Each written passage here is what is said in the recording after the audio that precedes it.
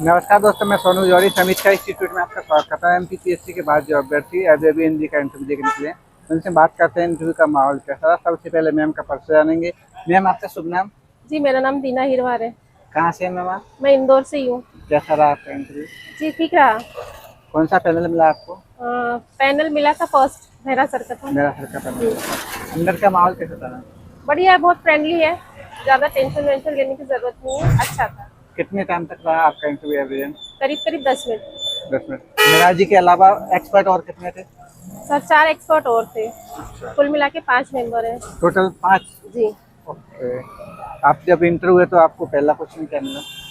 पहला क्वेश्चन तो मेरे सब्जेक्ट से रिलेटेड था कि आपने पहले बीकॉम किया है, फिर उसके बाद एमए में क्यों आए, हिंदी लिटरेचर से क्यों हुए, तो उसका जवाब दिया है मैंने।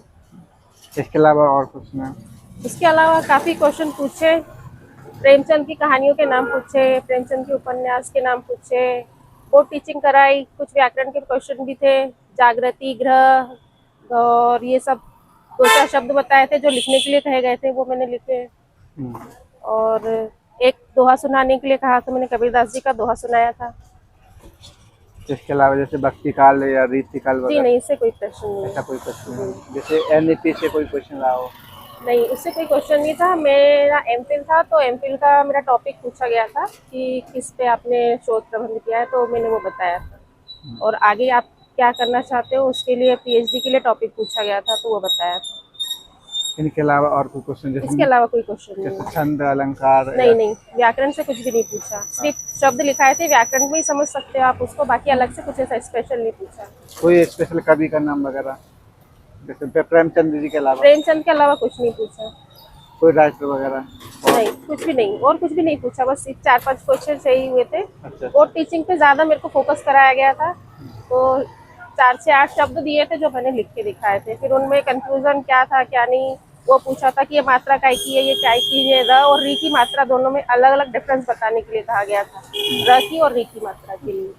ये इसी से मिले जुले शब्द लिखाए थे बस। मैं मध्य प्रदेश के परिप्रेक्ष्य में कोई क्वेश्चन? नहीं, जीके का कोई क्वेश्चन नहीं था, ना करंट अफेयर्स भी नहीं था, जीके भी नहीं था, दोनों नहीं था। करंट भी नहीं था, जीके भी नहीं? नहीं और कोई क्वेश्चन जैसे आपकी यूनिवर्सिटी वगैरह से संबंधित कोई क्वेश्चन? नहीं, नहीं कोई क्वेश्चन नहीं, बाकी और कोई क्वेश्चन नहीं है, बस इतना ही था। ठीक है सर, है ना, बस और कोई क्वेश्चन नहीं। जो आपने डेफ्ट में लिखा है, एक एक शब्द पे ध्यान दीजिए और एक एक शब्द से ही वो क्वेश्चन बना रहे हैं। मैंने जैसे जागृति लिख रखा था मेरे डेफ्ट में, तो जागृति शब्द से ही उन्होंने 3-4 क्वेश्चन पूछ लिए थे। मतलब जो शब्द दे रहे थे उसी से क्वेश्चन उसी से क्वेश्चन बन गए थे। क्रॉस क्वेश्चन कह सकते हैं पंजाब में? हाँ, क्रॉस क्वेश्चन उन्हीं की तरफ से आया था, मैंने तो जवाब दिया था बस। Thank you ma'am.